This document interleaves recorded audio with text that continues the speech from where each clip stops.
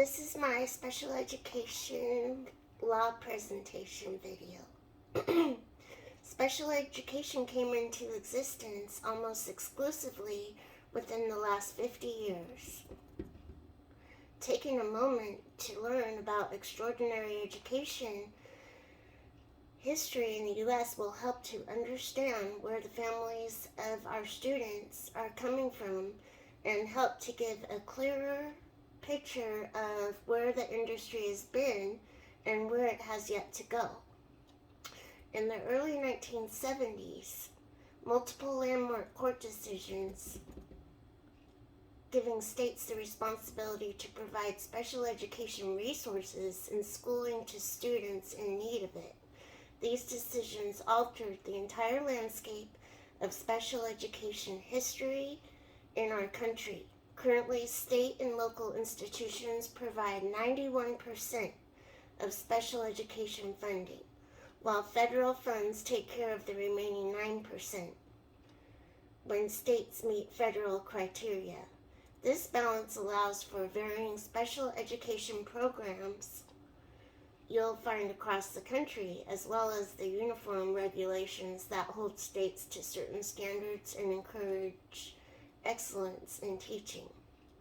The 1970s brought more significant improvement to the lives of special education students than any other decade in special education history.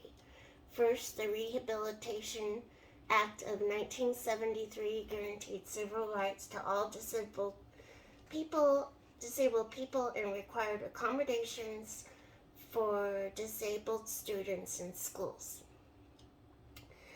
Then in 1975, the Education for All Handicapped Children Act guaranteed and enforced the right of children with disabilities to receive a free, appropriate education, with the dual purpose of providing unique educational opportunities suited to the needs of disabled students and delivering it in the least restrictive environment possible. This law is still the foundation of modern-day special education history in the U.S. today. Two court cases that I wanted to write about. One is Burlington School Committee versus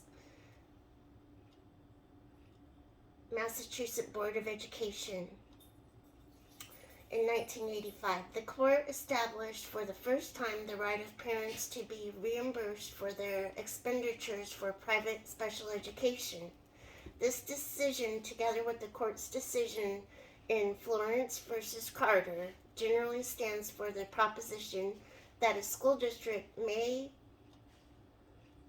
be required to reimburse parents for tuition and other expenses related to a private school placement when one, the IEP and placement offered by the school district were inadequate or inappropriate. In other words, where the school district failed to offer FAPE.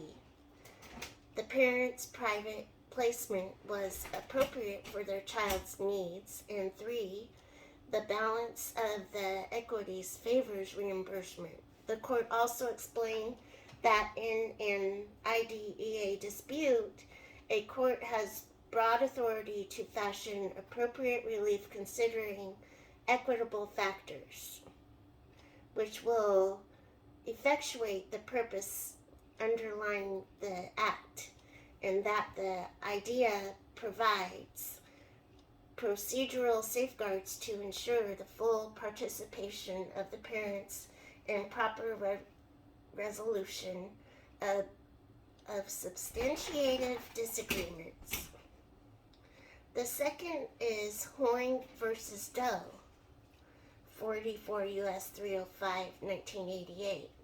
The court addresses the IDEA's stay put provision, explaining that in enacting stay put, Congress intended to strip schools of the unilateral authority they had traditionally employed to exclude disabled students from school.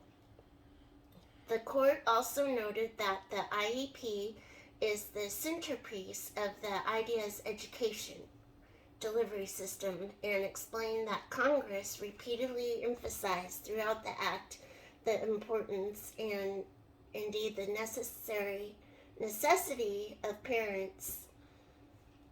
parental participation in both the development of the IEP and any subsequent assessments of its effectiveness. Thank you. Here are 3 meaningful professional resources to stay up to date with current legal trends. The eReady Special Education Information for Parents. The page provides parents as well as teachers of children with disabilities with information on specific disabilities, a glossary of special education terms, and links to helpful resources. It's www.pta.org/advocacy. The second one is AllExperts Special Education at AllExperts.com. The website allows parents to ask questions of AllExperts volunteer experts regarding all aspects of special education. Questions and answers are available for search as well.